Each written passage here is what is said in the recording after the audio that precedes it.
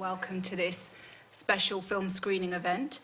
My name's Nina Arif and I work for SOAS ICOP. ICOP means Influencing the Corridors of Power. We're basically a group which tries to bring together academics and with parliamentarians, academics and experts, to try to influence parliamentarians. So we do things like we write briefings and we hold events like this one, and our hope is to basically educate, inform, and to try to have some kind of impact on powerful people. So the film you're about to see tells the story of a father's fight to save his son, Julian Assange. Now, for those of you who don't know, Julian is an Australian editor, publisher, journalist, and activist.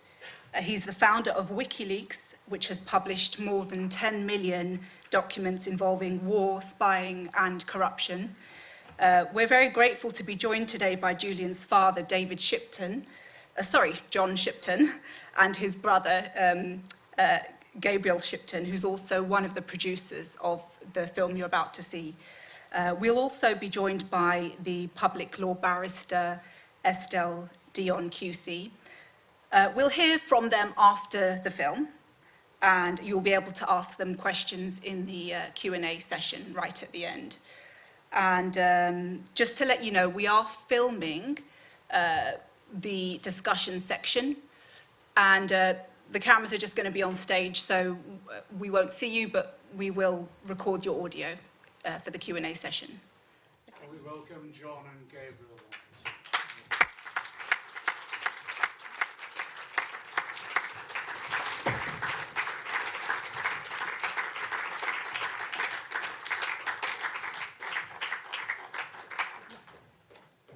And Estelle.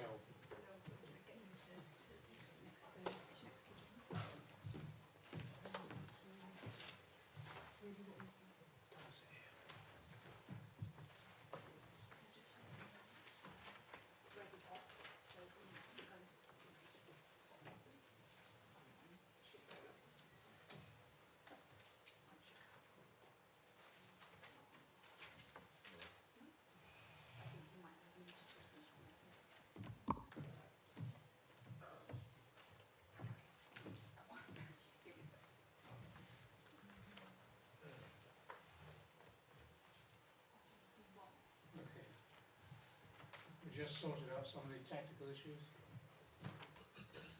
We're just sorting out some of the technical issues on one microphone. You must have got used to this doing the film. Yeah. Microphones that don't work. Yeah, that's right. Is everything working now?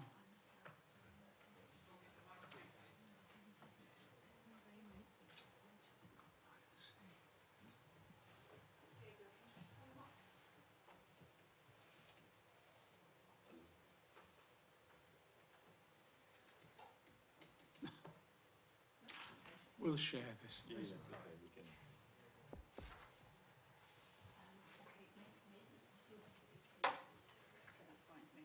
can. We'll share.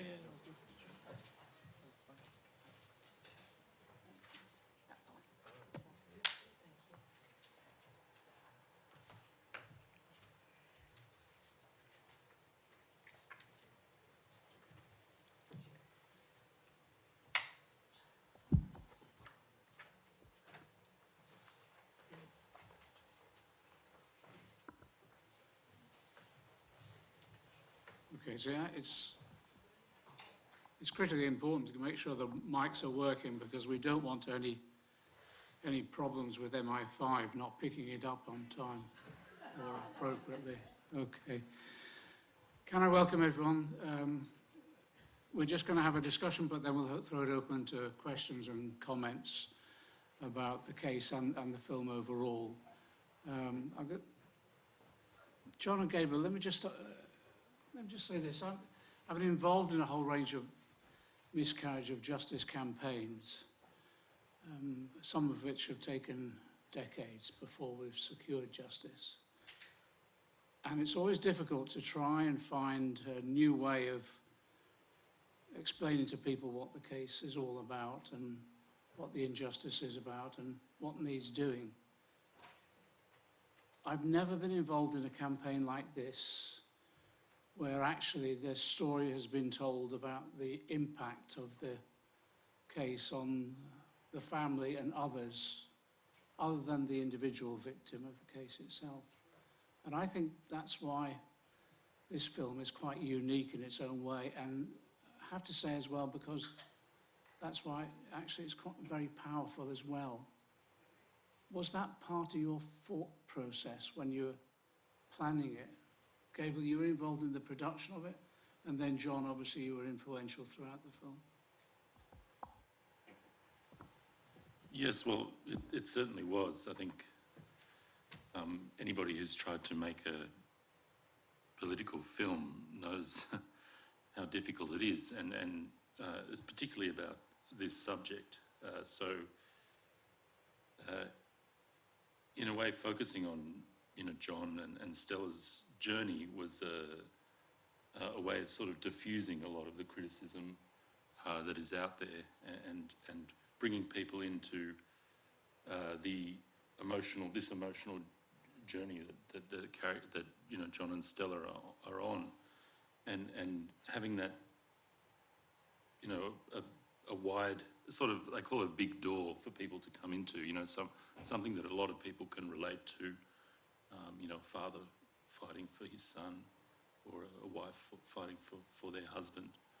And I think that was always the sort of intention there, is using it as approaching it as an emotional journey, rather than a sort of a documentary with sit-down interviews and things like that. And that's sort of my background. I'm a feature film producer, usually do scripted drama, and so we really wanted to, as resistant as John was to doing a narrative, we really wanted to use that sort of traditional method of storytelling that you see in feature films, and apply that to this story to bring people along and open their hearts and open their minds. There's no way you were going to accept a script, was there, John? Well, I more or less, as you can see, I just did what I was told, and obeyed, because you have faith in the intentions of the people. As a comment on the generality, none of it makes sense in this gargantuous, monstrous injustice. And using the tools of mind to analyse, and the hopefulness of reasonableness has never got me anywhere close to understanding what's cooking in this matter. So I just rely on things, concepts like ITHAKA, for example, that you move from island to island. The ITHAKA is an island. Just to make the point, say, for example, your first love affair is an ITHAKA. And so that I don't force it into a narrative, because, goddamn, it just don't make sense. I can't make sense. Why are they persisting? Julian is a 51-year-old publisher. I don't think he doesn't drive, so he's never had a parking fine. And they're in a maximum security prison now for the third year. The working group on arbitrary detention in 2018, I think that was the 7th year in the, 2009, that was the 6th year in the Ecuadorian embassy, determined that Julian Assange was arbitrarily detained, ought to be freed and paid compensation by the United Kingdom and the Swedish government. 2019, the rapporteur on torture, Professor Nils Melz, a professor of international law at Glasgow University, with 2 experts on psychological torture, and visited Julian for a period of time in the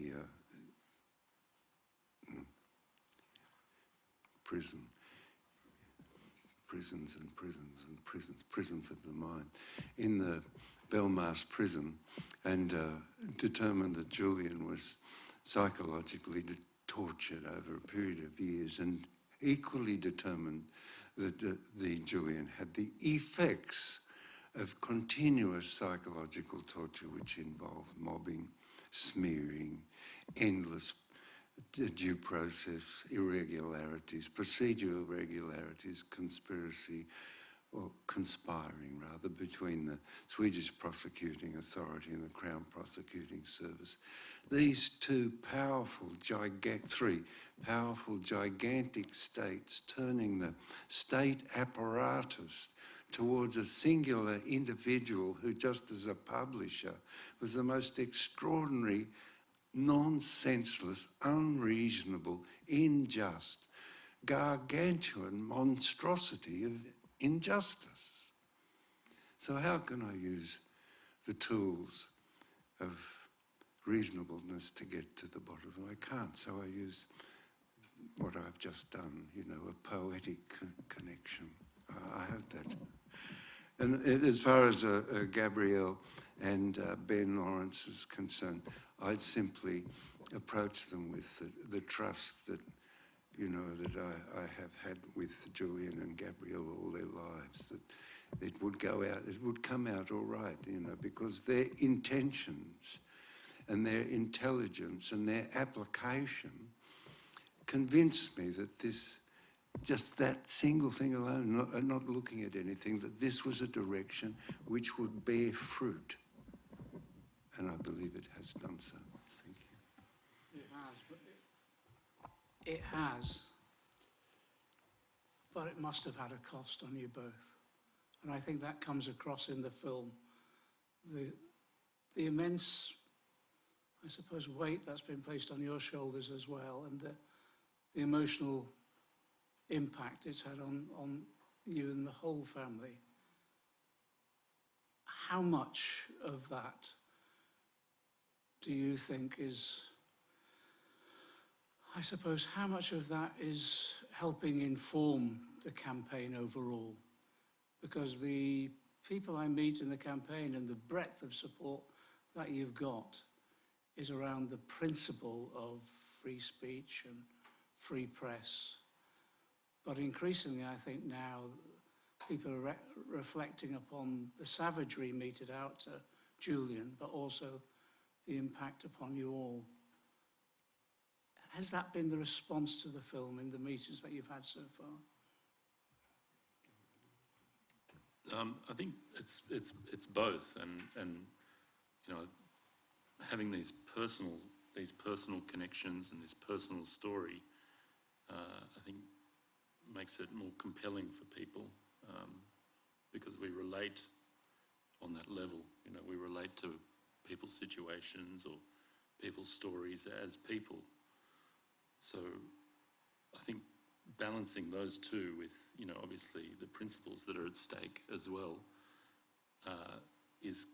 becomes quite compelling for you know, audiences who are watching the film or who are, you know, listening to John or Stella speak. There is always that personal connection that really gives, as an advocate, gives some more weight to your advocacy. So I think people, we're all searching for that, you know, that connection in some way or another in any campaign. You know, how do we relate to things as humans? I think that's essentially that sort of strength that John and Stella have in their personal experience.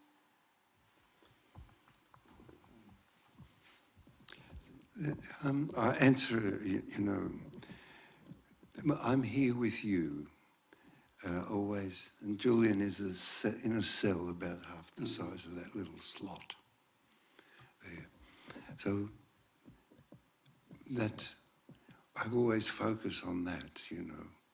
So I don't really suffer, except I'm old, you know, and I get a bit stiff. I don't like riding around in cars.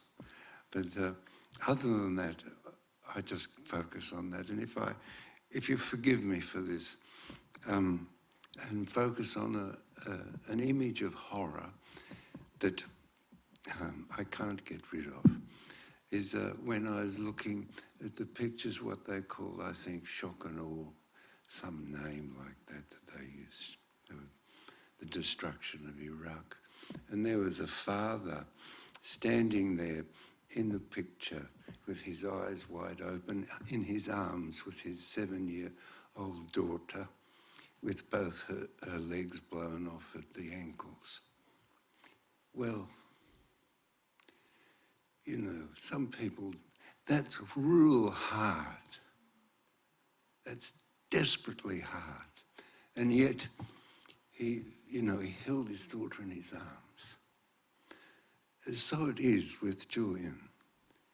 That's my job. The only thing I think that I really approve of using Mrs. Thatcher is there is no alternative in this. What are you going to do? You know, get drunk every night, regret what the days? You know, you can't. So I'm here. So forgive me for the imagery, but I just want to make the point there is no alternative. There's no other way than to be here with you and take a little pebble and throw it into the pond and watch the ripples go out to the perimeter. You've had to deal with the media. You made a few profound statements about the media and its control and its influence within the film itself. What do we do? What do we do in terms of our relationship with the media? How do we respond to the control, as you've said, of the oligarchs of the media that we have? And as you said in the film, if they didn't do as they were told, they wouldn't even exist. Where do we go from here on that? Well, I've found it's not the same in Australia, but I found the most vibrant, festive media, alternative media here. If you forgive me for naming them, there's the Dissenter, Declassified, Tony Gosling, UK column, many of them very vigorous and astounding in their capacity. So and you see the delight, actually, if I can go back to the Iraq War, there were River Bend, and that was his name on his blog, and Till We Meet Again Around the Bend, where hearts can heal and souls can mend. And he gave a day-to-day running of what was actually happening in Iraq, along with another man, Ram Zaj, R-A-M-Z-A-J, who seemed to be a Russian GRU analyst. And so it is now here in the UK, making that, you can get really refreshing, instantaneous analysis of the greatest capacity. On UK column, for example, with Brian Gerson, Alex Thompson, who's second to none in his understanding of GCHQ, having worked there for many years. Well, and his father, in his family, they have a religious trajectory so that they are able to follow a clear path. You mightn't like, you mightn't like his particular religion, but you appreciate the firmness of his trajectory, and the same with Brian Gerson and others. So that's my solution, to the problem. I'll let Gabriel note the turnaround in the attitude of the tabloid, of the legacy media. I think, that where do we go from here is that's the problem Julian faced, back in the early 2000s. And that's how, WikiLeaks was born, is that how do we hold corporate media, legacy media, how do we keep them to account, how do we sort of decentralise this control of information that exists through these corporate media, all these legacy media institutions. And that's, you know, Julian used computation and cryptography and the architecture of the internet to come up with a solution. And that solution was WikiLeaks, where you can have, anyone can be a journalist. You know, you don't have to work for the New York Times or the Guardian. Anybody can go and write about, you know, the leaks that are on WikiLeaks. And also, in that mode, you can also look at a leak and then compare it to the article that is written. So you know, you can see exactly, you know, where bits are left out or what the reporting, you know, if the reporting is biased or not. So I think, you know, that question you asked, you know, has been around for a very long time. And Julian came up with this solution, and he's been persecuted, and you know, his freedom, all his rights have been taken away from him for basically coming up with that solution. So I think, you know, really what needs to be done is Julian needs to be freed, and I think that's, you know, very important. That if that happens, then that's sort of the legacy of WikiLeaks and that legacy of this decentralization of information and this promise of the internet can be brought further along. With, as John mentioned, the turnaround, you know, like this, for years and years, these legacy media institutions found it convenient to sort of basically lay into Julian, you know, like all these character assassinations and, you know, basically smears and lies and like front page false stories and things like that. And this was because he disrupted their business model, basically. You know, they found it convenient. Well, he's not one of us. He's reducing our power, and so we see it as convenient to demonise him. And I guess what we've seen in the last few years is now this espionage indictment is out in the public domain. Everyone can see for themselves that this is an attack on journalism. It's an attack on free speech. And all the newspapers are thinking, holy shit, you know, if they can use this against us. It's not just Julian. So what we're seeing now is, you know, a broad spectrum, you know, from the most conservative writers to writers on the left, executive editors of the New York Times, Washington Post, all speaking out against this case. I think recently there was a very conservative, I think his name's Andrew McNeil, correct me if I'm wrong, but he wrote an article, you know, pointing out that this is a threat to press freedom, this prosecution is a threat to press freedom. So I think these media institutions are realising now that, you know, they'll be next. And so I think we'll see more and more of them coming out with editorial and things like that. Could I add John. Could I just add, it's sort of amusing. So we went back 3 years ago, we could never get into the paper, we could never get into the mass media.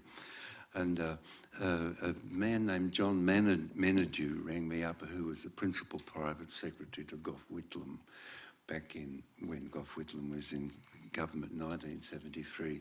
And he said, John, look, you'll have to do what we did. They were called Whitlam's Wanderers. The Labor Party back in those days had a comprehensive policy list. They couldn't get in the newspapers, or all the newspapers wouldn't have anything to do with them. And the TV, which was in its infancy then, wouldn't feature their policies, or they only feature them to criticise them and pull them apart. So they went on the road, and wherever they could get a hearing, so the Country Women's Association, they would say to the Country Women's Association, your kids, under our policies, will be able to go to university. And if you imagine being a group of mothers and somebody saying that, you're in. So we went on the road. We just toured round and round and round Australia, United States, United Kingdom and Europe, and slowly, you know, the pebble in the pond thing seems to be working. But Somebody suggested do the United Kingdom and start in Edinburgh and work towards the centre of power, because you roll up something. It's almost invisible, there are no metrics for it, but it is there and it will be there. So I went to the hall in Edinburgh and looked at the hall, it's okay, rang up the number and went round to the notice board. Jeremy Corbyn, 8:30. Jeremy's on the road. And then I got a phone call from ex-President Lula's assessors. And they say, can I come over to Paris and meet with Lula for a photo op? So, okay, I get on the plane. And when I land there, I talked to his assessors. He said, oh yes, we've been in Berlin, we've been in Brussels, we're now in Paris, and tomorrow we're going to be down in Madrid. Lula's on the road. So that's the secret. You have to get out of this cycle: money, legacy media, opinion. And the only way to do that is to speak with people. It doesn't matter if there's 10 or 5. I think, yeah, anyway, that was amusing and a good understanding. Reinventing the word of mouth as a political tool. Estelle, can I bring you in at this stage? Okay. You've been working with Stefania Maritzi, a progressive, radical journalist, but well known in her field as well, well respected. Explain what's happened with regard to the cases you've been dealing with, because I think it's quite fundamental to this discussion. Yes, it's a good reflection of what we've just heard, that my client, Stefania Maritzi, who's an investigative journalist based in Italy, who for years worked with WikiLeaks as one of their media partners, and so has worked closely with Julian, has worked closely with the other WikiLeaks journalists. She, early on in the piece, when Julian was in the embassy, took this view that something has gone very wrong and that there must be documents available which show what has gone wrong and can shine a light on what has happened, and in particular on any links between UK public bodies, in particular the Crown Prosecution Service and the Metropolitan Police, and at that stage anything undisclosed by the United States Department of, well, a number of United States departments, and by the Swedish Prosecution Authority. And so she did one of the most mainstream things that you can do as a journalist. She made a number of freedom of information requests. That was, I think the first one was back in 2015, 2016. And since then, we've been litigating in order to obtain the documents. And I remember one of the things that struck me, well, two things that struck me really. She's had to give evidence in the UK tribunals, of information tribunals, to get this information a number of times. And she said two things. She said, first, it was surprising to her that no one in the media anywhere else other than her was looking to find these original documents which would show what had happened. And second, because of her work with WikiLeaks, she had seen firsthand the extraordinary pressure that was brought to bear on anyone conducting journalism in the way that you've described, that diffuse journalism, which is all about bringing the information straight to the readership so that they can understand what's happened and make decisions for themselves. So, in a nutshell, there's been 4 or 5 different freedom of information requests. They've either been partly successful or wholly unsuccessful, and we've had to litigate.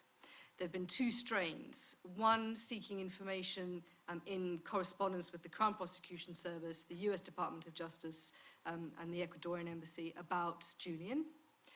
And second, correspondence between the Metropolitan Police, the US Department of Justice, and a couple of others about various WikiLeaks journalists.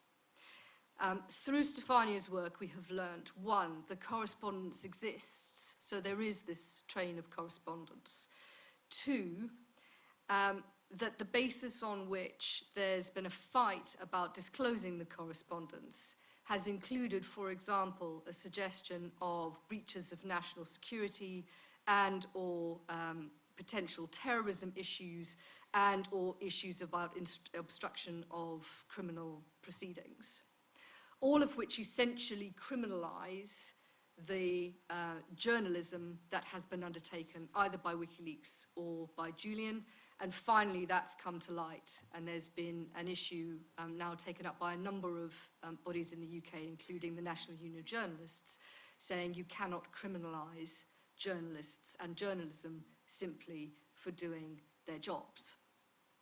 And the final thing that's come out, and if I take it in a kind of high-level way, is that the Crown Prosecution Service, who liaised very closely with the Swedish Prosecution Authority, and who it is likely liaised with the US bodies, although they're yet to confirm this, did so in a way which, as you've pointed out, was quite special and different from the way other extradition matters were dealt with.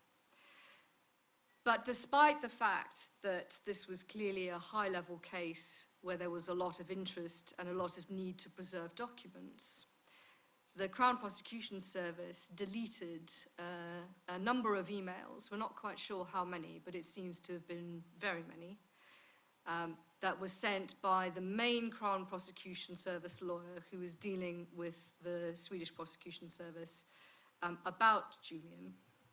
And the explanation has never been forthcoming for why those emails were deleted, but that was the reason we were given for why they couldn't be disclosed. So where we are now is that we're in the upper tribunal challenging the failures around the disclosure of what happened to those emails. That might be something the UK Parliament might also be interested in understanding. And challenging the failure to release further information in that correspondence. We're in the first tier tribunal, challenging the refusal of the Crown Prosecution Service to bring forward information.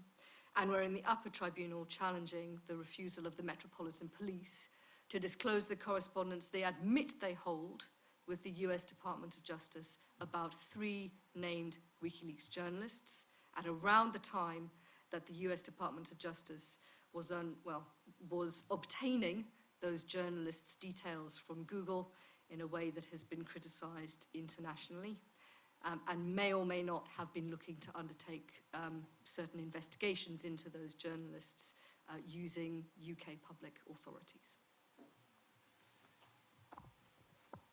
I don't think the importance of the work that Estelle and Stefani have done can be underestimated.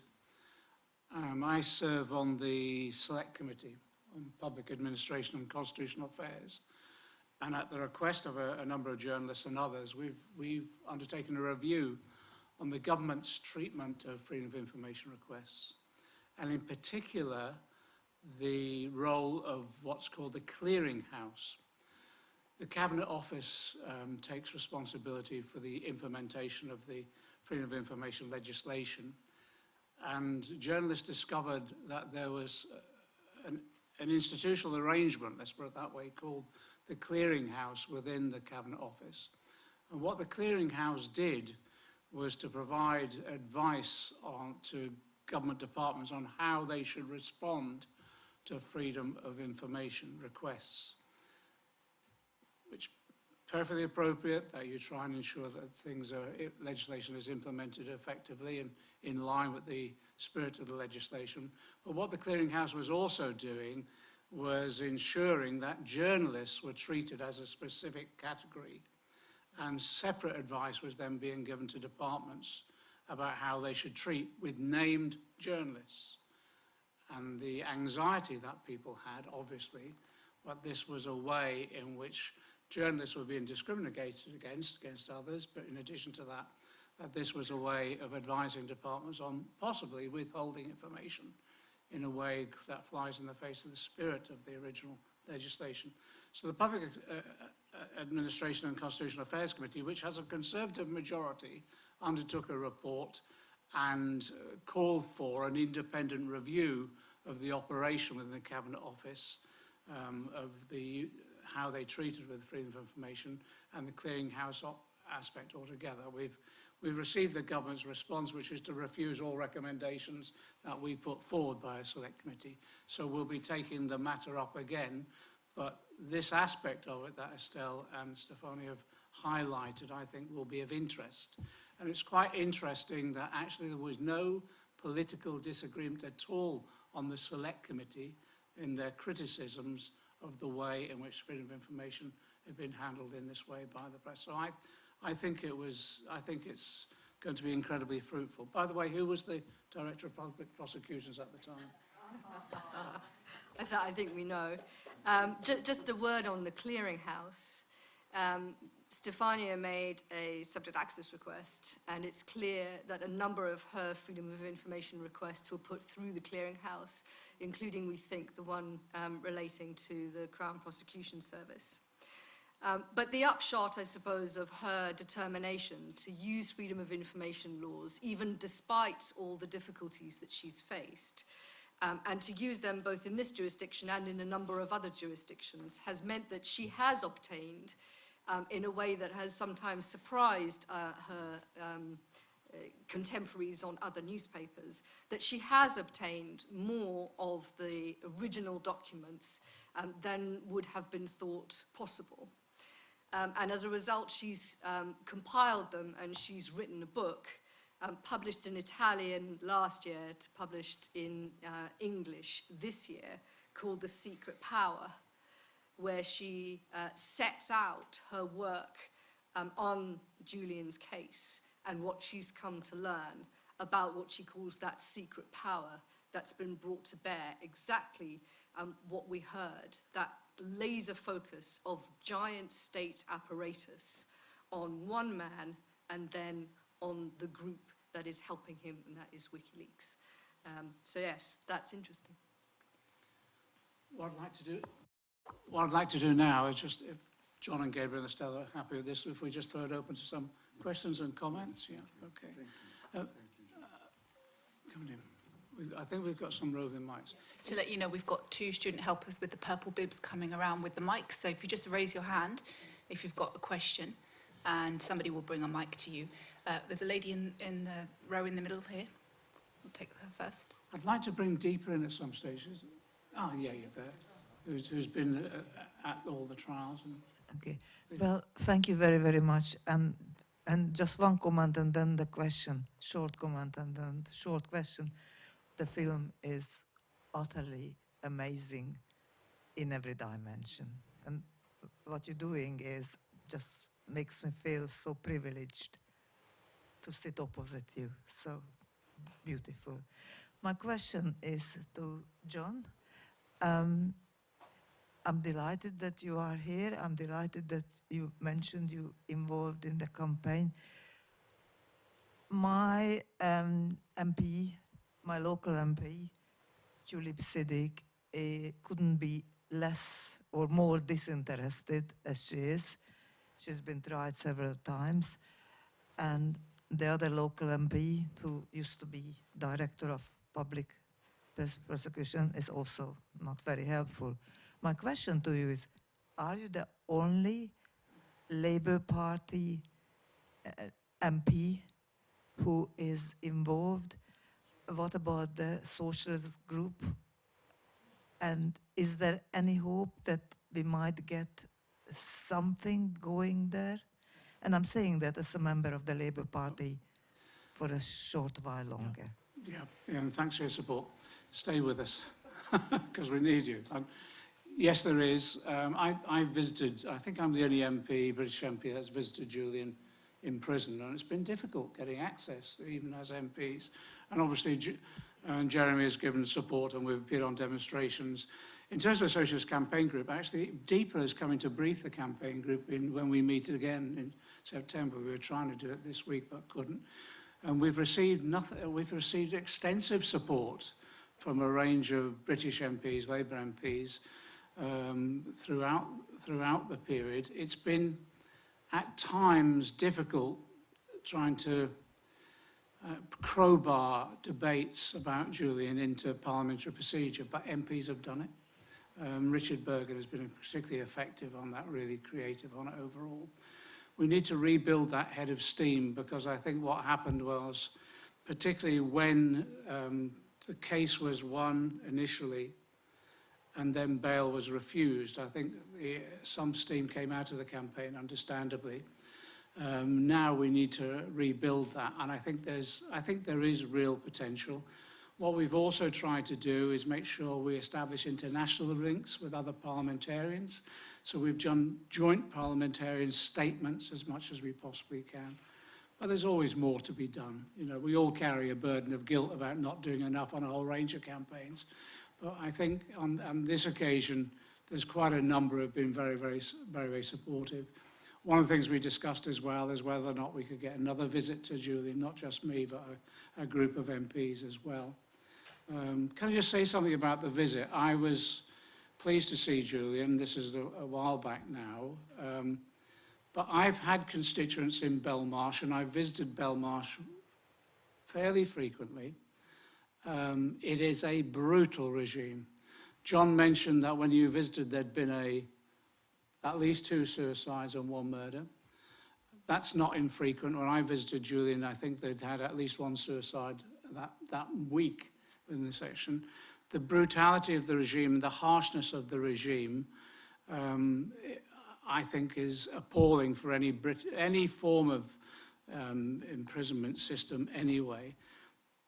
But what I've got from Julian, really, and I came away in nothing but admiration, the way in which he was able to, as best he could, manage the situation he was in. But I think part of that was assisted by the fact that actually fellow prisoners, and I believe also the prison officials themselves, I think they all recognise he shouldn't be there in the first place. And there's issues around solidarity there that's been generated because of the plight that he's in. But I never underestimate the harshness of the Belmarsh regime. It's appalling. That's why it's absolutely critical we continue to do all we can to secure his release. Deepa, can I bring you in at this stage? And because you've been able to provide us, politicians and others, with a commentary of the case as it's been heard, and I think that's been invaluable for us. Thanks, John. Nina suggested that I say something about the lawfare in this case, and I thought having followed Stefania's Freedom of Information Tribunal and listened to Estelle in court, it's very interesting to hear you say these things, pull them together again in the broader context of the case. In terms of the lawfare, which kind of underpins this case, my perspective is slightly informed by the fact that I've been the legal observer for the Haldane Society of Socialist Lawyers, and so have attended the extradition hearings over the last 3 years. And at a very basic level, in the aftermath of the war on terror, the way in which Muslim men were dehumanized and Muslim people were dehumanized by labeling people who were captured on the battlefield or elsewhere, who were sold for bounties, as enemy combatants, and then taking them off to Guantanamo, where they had no rights to either be heard or come to trial or even have due process, leave alone all the torture that they went through. There is a parallel between that and what has been done to Julian and WikiLeaks, because at a very abstract level, you think, oh, well, Guantanamo was about physical torture, and what's that got to do with this? But Niels Meltzer says very beautifully that all torture is psychological torture. It's aimed at either breaking you or breaking the community that operates around you. And Mike Pompeo came up with this label of a non-state hostile intelligence agency. That's what he called WikiLeaks. And when he did that, what he tried to do was exactly what they do with enemy combatants, which is to deprive them of basic liberties. And Estelle's talked to you about how, various basic rights within the law have been denied. And in Julian's case, the extradition laws have been used so as to firstly, have a single judge. Secondly, not have to prove beyond reasonable doubt or on the balance of probabilities that Julian has committed a crime, but to essentially push him through a process where the law is used as an instrument of warfare against him. And all of this comes, in my mind at least, from that non-state hostile intelligence agency situation where they can now, request data from Google to spy on all the other people at WikiLeaks, deny him the basic attorney-client privilege, and the judge in this case didn't seem to bat an eyelid when she found out that Julian's conversations with Gareth Pierce or his other lawyers had been spied upon. The judge didn't bat an eyelid when we found out that the extraditing state sought to murder the defendant. We have concrete evidence that there was a plot to assassinate Julian. The judge didn't bat an eyelid when the FBI's key witness for the prosecution turned out to be a convicted pedophile and fraudster who recanted his testimony and said he had been bribed by the US to, in effect, to fabricate the testimony. So to give the veneer of a legal process to all of this and to pretend that being at the Royal Courts of Justice or at the Old Bailey or indeed at Westminster Magistrates Court is about delivering justice is a complete and utter travesty. This is a fig leaf for justice, this court process, as is the freedom of information hearings that I went to at the upper tribunal. The kinds of answers you got made you very aware that there was no intention of upholding justice. It was all about using the law to prevent justice being delivered. I'll stop there. Thank you.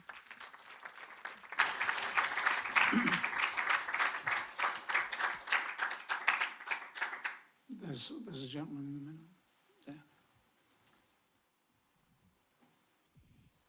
My name is Jesse, and I'm from Colorado in the United States, where they're planning on moving him if he's extradited. And first of all, as an American, I want to say I'm ashamed and appalled at the attitude and the gall of our government and the agencies that are handling this, trying to undermine the legal proceedings, trying to really just suppress truth. I'm tired of it. As a young American, we've had enough. And there's a growing number of Americans, too, who are on the side of Assange and Snowden and everybody who's taking a strong stand for the free speech, for democracy. And I'm interested right now, how do we rally, guys, the power of the people? Not just in America, but UK, all over the world, and get them enraged and just appalled at this, and just get their sentiments brought together where we can really make it a lasting change. And I want to admire all of you that are up here, and the documentary was absolutely amazing. And I'm thinking of you, Gabriel, the fact that you do film, and the power of like the movie Snowden, for example, by Oliver Stone. And he did another series called The Untold History of the United States, which everyone in here should watch. But it just disclosed how much hypocrisy, how many lies we've all been raised to believe in the name of history class, and how much history was omitted. And how anytime you watch a movie in America, who's always the bad guys? It's the Muslims.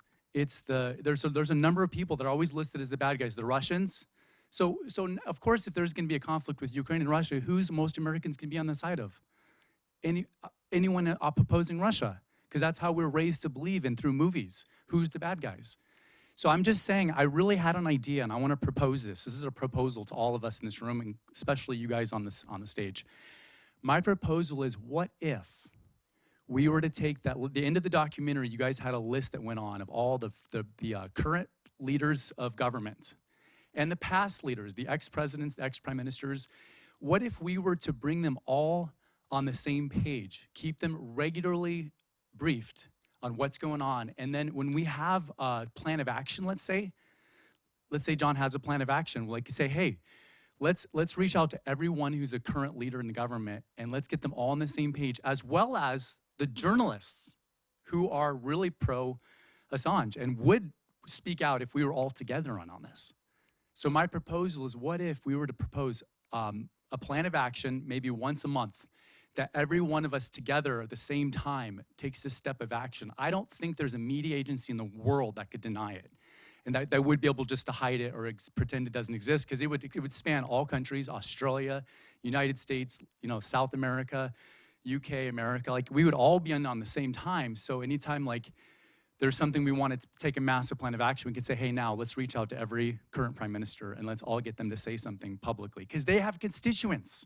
They have thousands, millions of public who would listen to them. And if they knew that altogether there's another prime minister and then there's another leader, there's a PM right here, that would speak out at the same time, the same way, the same day, the same hour, I think that would send a chill down the spines of every single intelligence agency or government official or cabal or whoever's running the show right now. It would send a chill down their spine to say, hey, there's the power of the people that we have to deal with. And at the end of the day, they do not have the power. The power is in the hands of the people. And that's what Julian Assange wanted to remind us all of, is when the people have the right knowledge, they will stand up and they will be enraged and they will say no more. And one great British leader, just like yourself, sir, who did the same thing you're doing right now, William Wilberforce. And he is the sole reason why the British were the first in the Western worlds to abolish slavery. Because one man had the gall for 30 plus years to not let that issue go until the people knew about it. And enough people, basically, including people in power, I want to remind us all of that. People in power did join William Wilberforce. And then through a very covert means, they were able to abolish slavery. And if America had learned from the British, we would have never had the Civil War. Thanks. Let me ask John and Gabriel, because they've been, thanks for that. Thanks for that contribution. Let me ask John and Gabriel to just comment on, not just our suggestion, but how do you see this campaign going now? What do you think could be the most effective aspects of this campaign now? If I could just divide the answer into two parts.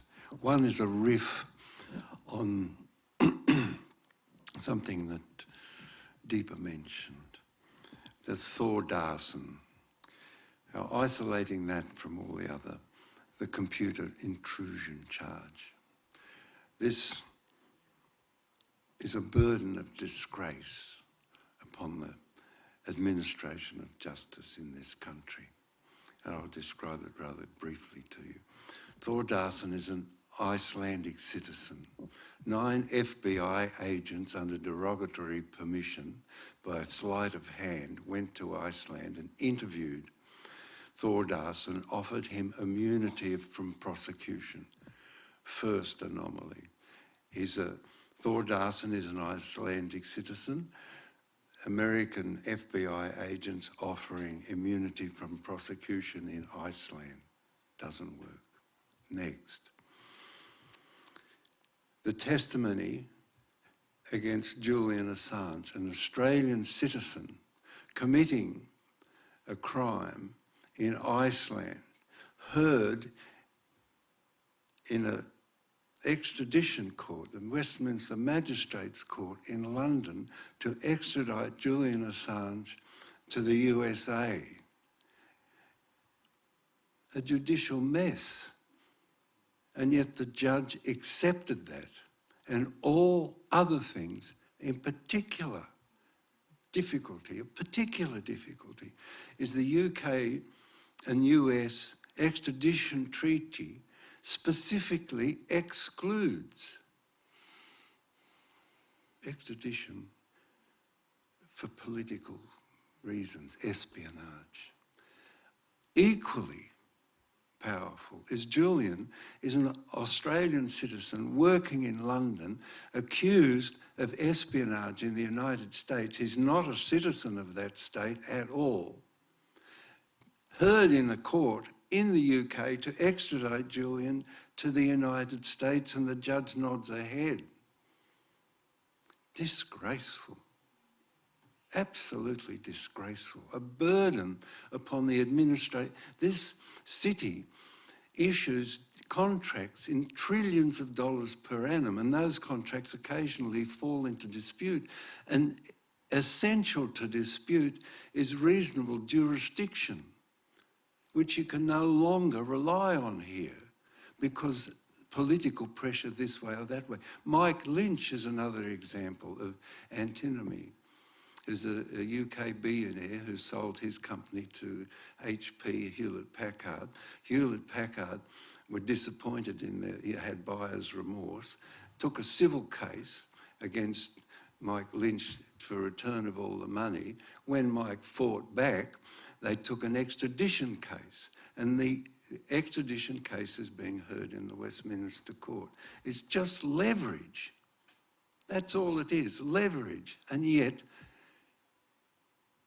they do it. Okay, take all that and put it away over to the side so that we have a proper understanding of the burden of disgrace that's put upon the people of the UK and the administration of law here, a real burden. It's a serious matter. Put that aside and answer the young Americans' question. We started 4 years ago in Australia with 1.5 politicians,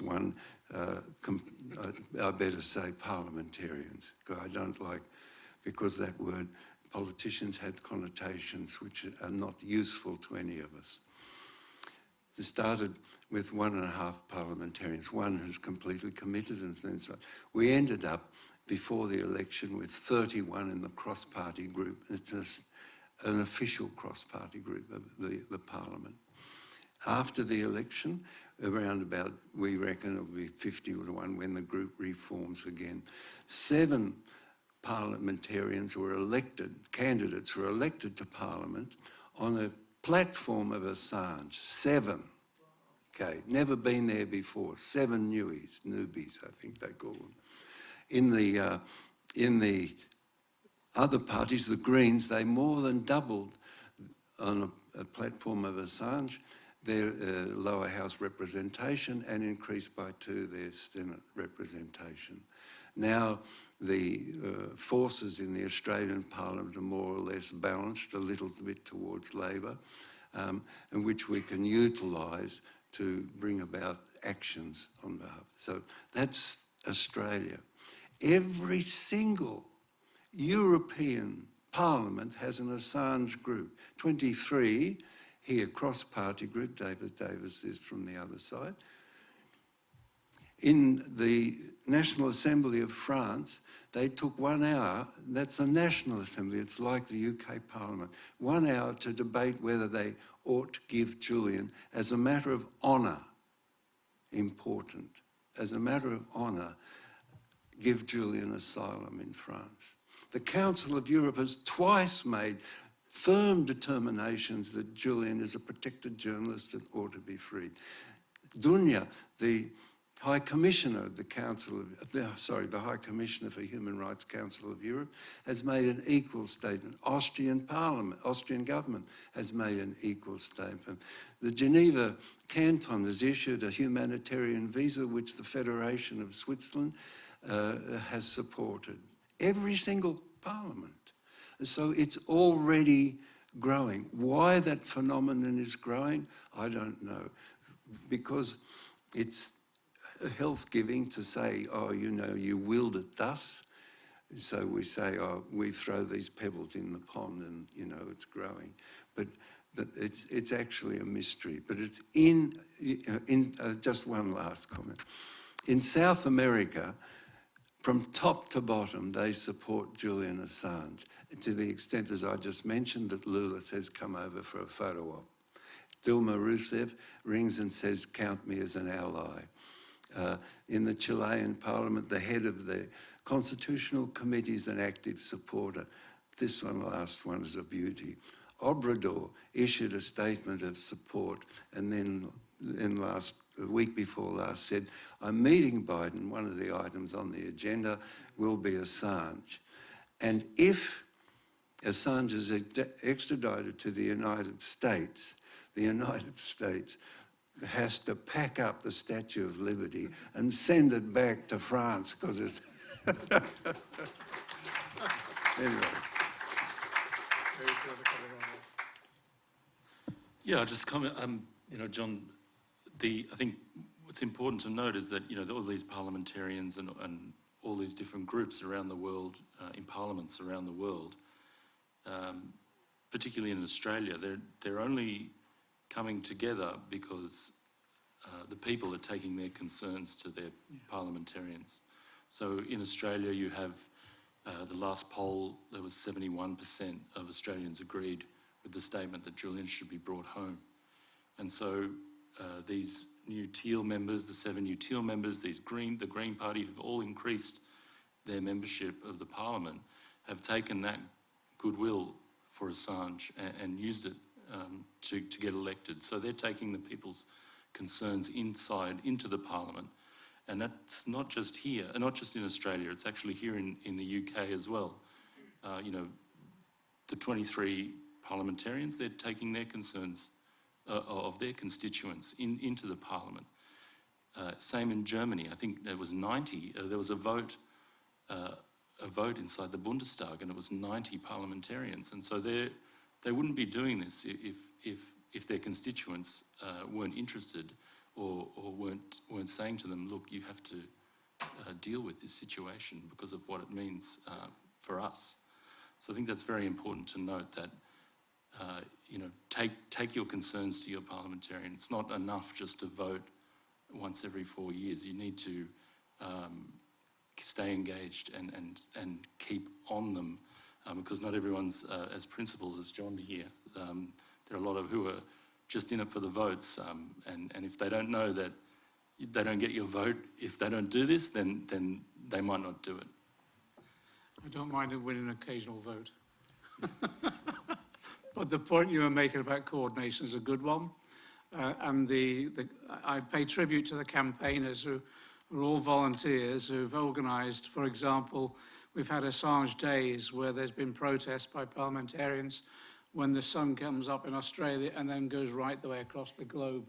And that's been very helpful in securing publicity for the case as well. But we'll take back all the suggestions themselves. We're going to be thrown out at 9 o'clock, so maybe just 2 more questions. It's just a quick one, really. Back to the film. Yeah. The film is extraordinary because it's so human. And there are little tiny details in that I think will resonate with all kinds of people who don't identify as political in any way at all. And I think this is something you really need to think about. For example, you, in the beginning, your reluctance to, I'm so sorry, I'm well over 80 and I can't remember your first name, but when you were reacting to questions from the press, it was so moving and so understandable and highlights how intrusive the press are and what relish they get out of people's discomfort. And then again, when your daughter-in-law left the interview she was having in that grassy part and went and had a little weep, the sight of a woman who I can't remember her name, but she used to be on Newsnight, or before Newsnight years ago, you know, the sight of her discomfort and sort of like, what's going on, is all those little details are in the entire film. And I'd actually like to see it again, because I think I probably missed quite a lot of it. But what I was going to say, or I'm trying to say, is please distribute that film widely, because there's also people who don't identify as particularly political. I imagine everybody here does identify as political, but you can get a whole group of people interested in a campaign like Black Lives Matter who also don't identify as political.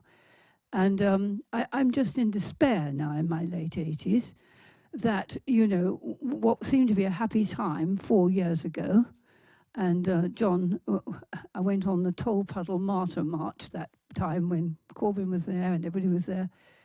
What's happened, you know? Can I just say, that's an incredibly valid point about the emotions come across in the film in a way which is so truthful.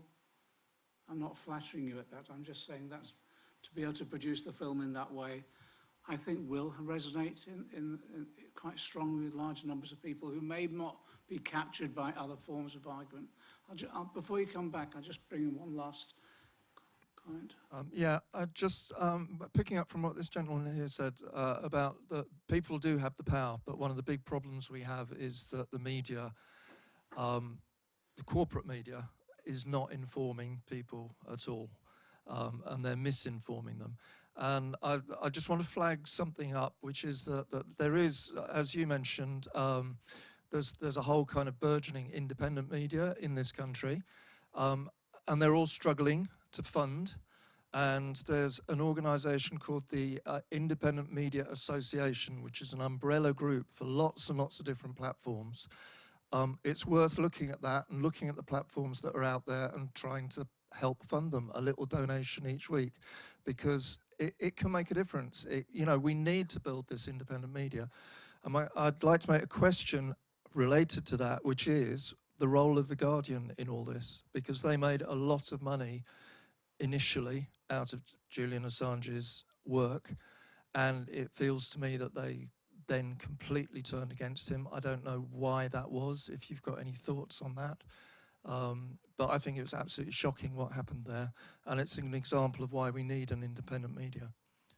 Thank you, thank you.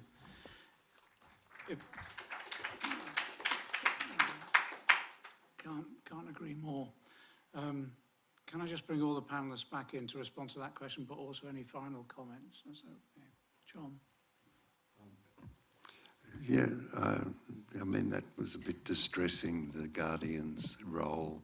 I don't like betrayal. I don't like where people sacrifice their sources for their own advantage or leave them behind as soon as they've stripped them bare of all the assets.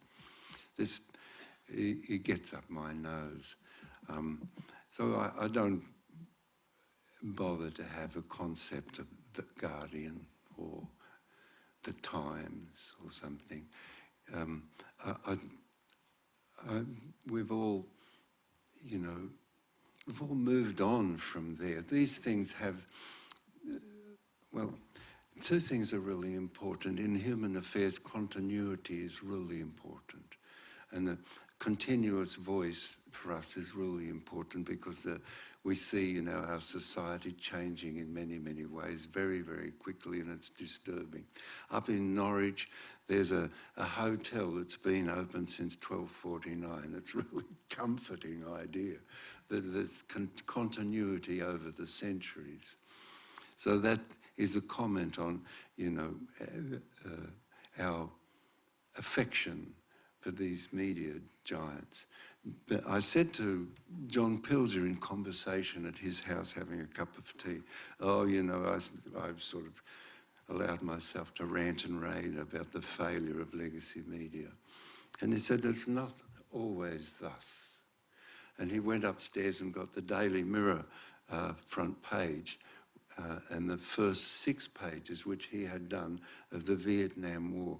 It covered everything. All the tragedy, all the photographs that horrify. So it's not always thus. And it indicates, to me, it indicates that states in the Western Europe are going through a period of anxiety, state anxiety. So they urge themselves to control more and more and more. As an example, I see Alex Salmon and Craig Murray put upon because there's a centrifugal feeling. And I say to myself, well, if MI5 wants to stop centrifugal feelings, then they had better take centripetal acts and draw people again together. One of the ways you draw people together, and there's no other way I know of making a great state, is an interrelationship of support between the people and the government. When your arms helped the government and the government's arms helped you. This makes a great state. And this existed in Great Britain, but seems to have gone. I don't know why institutions with powerful thinkers in them, like the Colonial Foreign Office and etc., let's just call it Whitehead, I don't know why they cannot make centripetal acts to draw us back together rather than continuing on the way they're going with centrifugal acts. I mean, rails, London, when you travel down, everybody dislikes London. They say, what's the problem? Well, it's London, you know. Anyway, that's just a comment on what you said. So I guess the repair starts here. Yeah, just on the distribution, we did this film's shown on the ABC in Australia, which is like the equivalent of the BBC. So ideally, we'll be going and having a wide release on a broadcaster as well. That journalist was Victoria Derbyshire.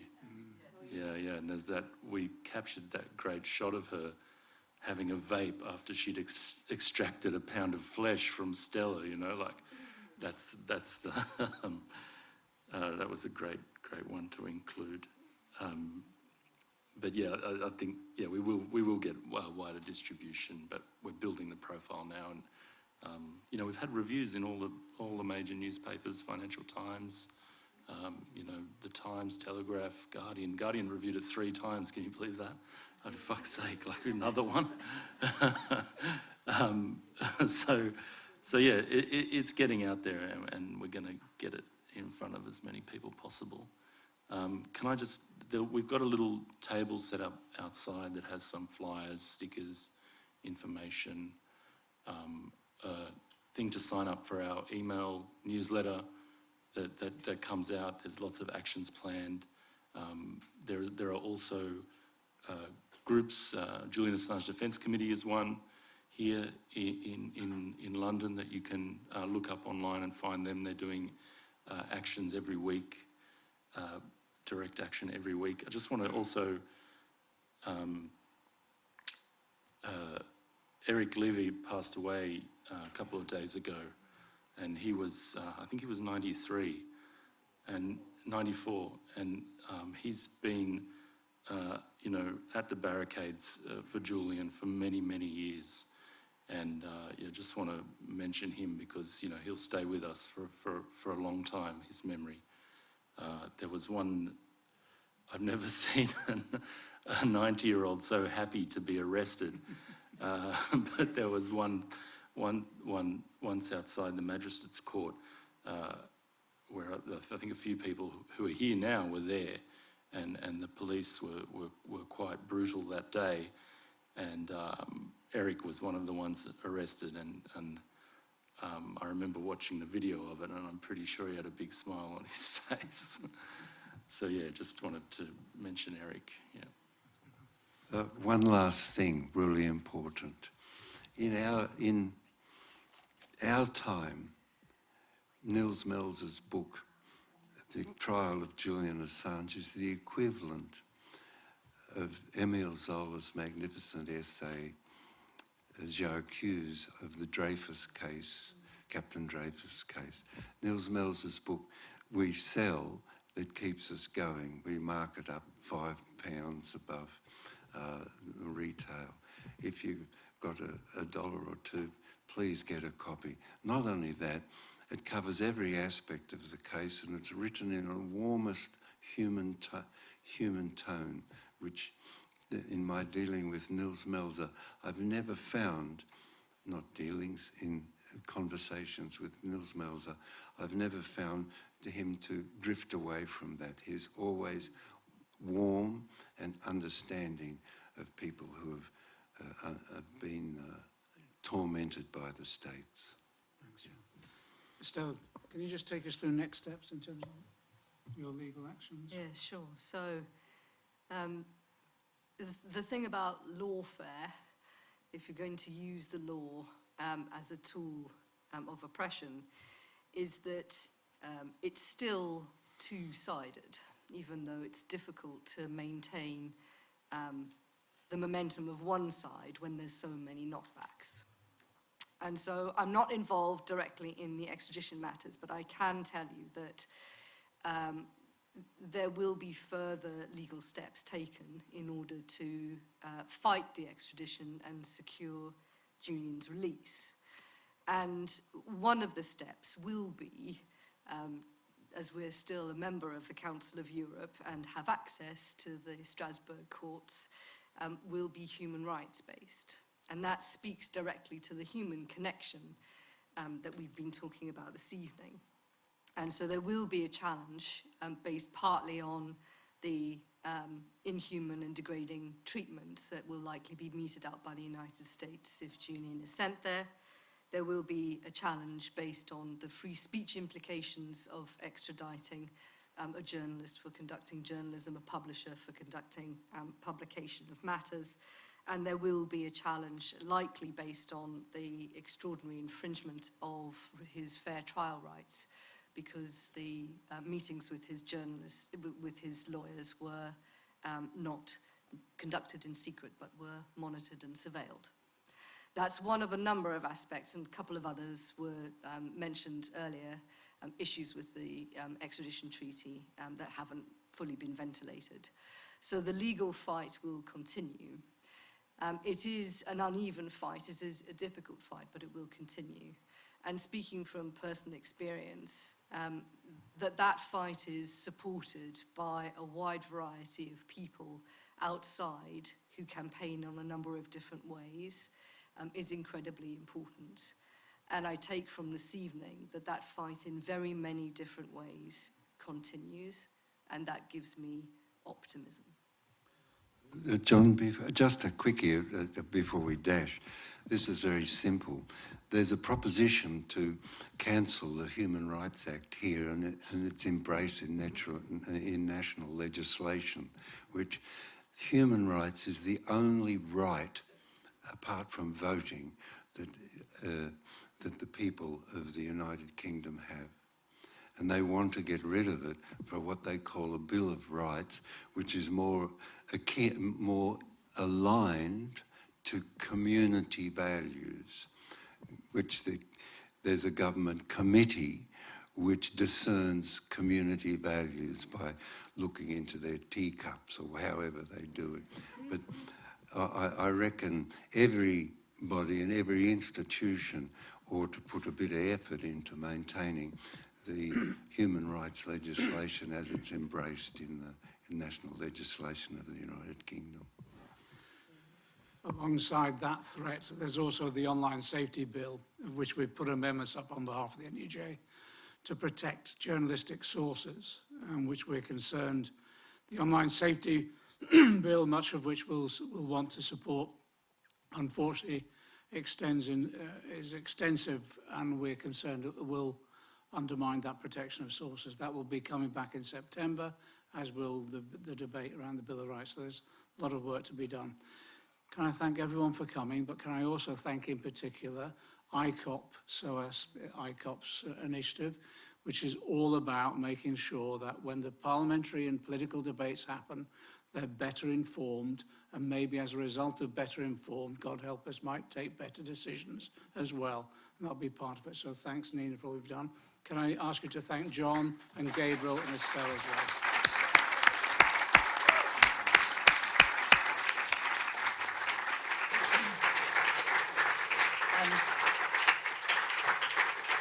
Thank you. Just to reiterate what John McDonnell said, massive thank you to John, Gabriel, Estelle, and to you, John McDonnell, for supporting us as well. And thank you so much for coming along this evening. Please follow us at SOAS ICOP, the address is up there, because we will continue to do events on Julian's case and similar events. So please support us, please come along. I just want to say thank you to two of my team members that are here this evening, Hassan and Sanjana, because it's because of their hard work that we put this together. And of course, thank you all for coming, and have a good night. Yay.